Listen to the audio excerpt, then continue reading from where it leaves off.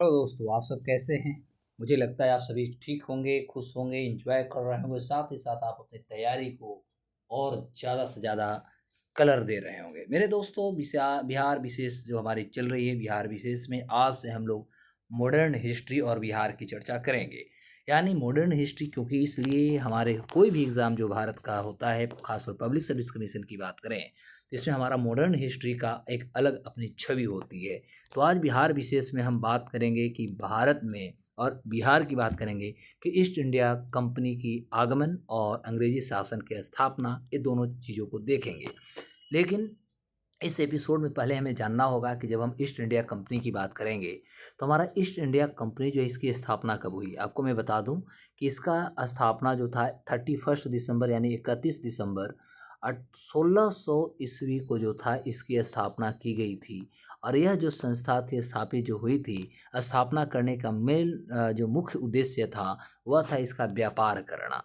और इस तरह से 30,133 पाउंड जो था इसका शेयर धारक थे। और टोटल 214 जो लोग थे, 214 देखेंगे तो 214 लोगों ने इसको शेयर जारी किया था। और 214 लोगों ने, 214 संस्थाओं ने मिल करके 30,133 पाउंड जो था इकट्ठा करके ईस्ट इंडिया कंपनी की स्थापना 31 दिसंबर 16 ईस्वी को की गई थी। तो दोस्तों, ईस्ट इंडिया कंपनी का आगमन से संबंधित पहला क्वेश्चन कि ईस्ट इंडिया कंपनी के अस्थाई माल गोदाम की स्थापना 1691 में कहाँ हुई थी। क्योंकि हमारा बिहार स्पेसिफाइड है, तो 1691 में इसकी स्थापना पटना में किया गया था। ईस्ट इंडिया कंपनी का स्थायी रूप से जो माल गोदाम की स्थापना हुआ वह 1691 में पटना में किया गया। दूसरा है ईस्ट इंडिया कंपनी के द्वारा कहाँ पर लखबार में कैलिको वस्त्र बड़े पैमाने पर तैयार किए जाते थे।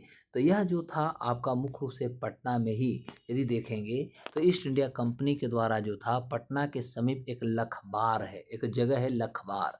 और लखबार में कैलिको वस्त्र जो था इसका बड़े पैमाने पर ये तैयार करता था, बेचता था और लोगों से अच्छा खासा आमदनी जो था ये प्राप्त करता था। Is it clear.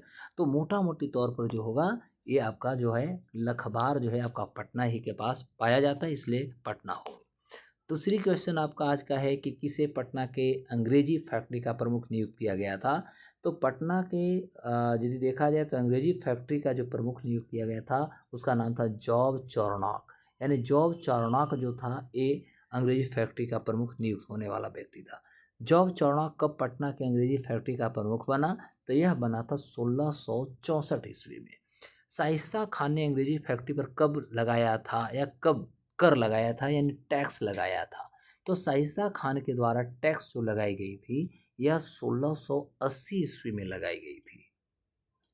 Shaista Khan ने अंग्रेजी फैक्ट्री पर कितने प्रतिशत का कर लगाया, तो शाइस्ता खान के द्वारा 3.5% यानी 3.5% का टैक्स लगाई गई थी। निम्न में से किसने हुगली शहर को लूटा था। देखिए, हुगली शहर को लूटने वाला जो था यह जॉब चार्नॉक ही था। जॉब चार्नॉक जो था इन्होंने हुगली शहर को भी खूब लूटा था। जॉब चार्नॉक ने कब हुगली शहर को लूटा, सॉरी अभी जस्ट उन्होंने बताया। तो लूटने वाला भी जॉब चार्नॉक था और ये लूटा था 1686 ईस्वी में। किस मुगल शासक के शासनकाल में अंग्रेजों की पटना में स्थित फैक्ट्री को बंद करा दिया गया था। तो ये फैक्ट्री जो था जो फर्रुखसियर था, फर्रुखसियर के शासनकाल में अंग्रेजी जो फैक्ट्रियां थी इसको पटना में बंद कराई गई थी। किस नवाब के दबाव में पटना की फैक्ट्री 1750 में बंद करा दी गई। तो यह जो बंद कराया गया था यह भी आपका जो था अलवर्दी खां जो था, अलवर्दी खां जब नवाब था तो इसी के दबाव में पटना की फैक्ट्री जो 1750 में बंद किया गया था।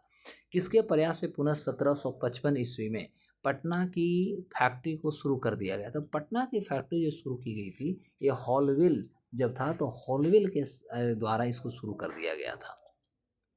इलाहाबाद की संधि सभी को पता है कि इलाहाबाद की जो संधि हुई थी यह 1765 में हुआ था। इसी के साथ इंग्लैंड की जो महारानी जो थी एलिजाबेथ, उसे जो था भारत में 15 साल के कह सकते शासन करने का या व्यापार करने का अधिकार मिल गया था ईस्ट इंडिया कंपनी को।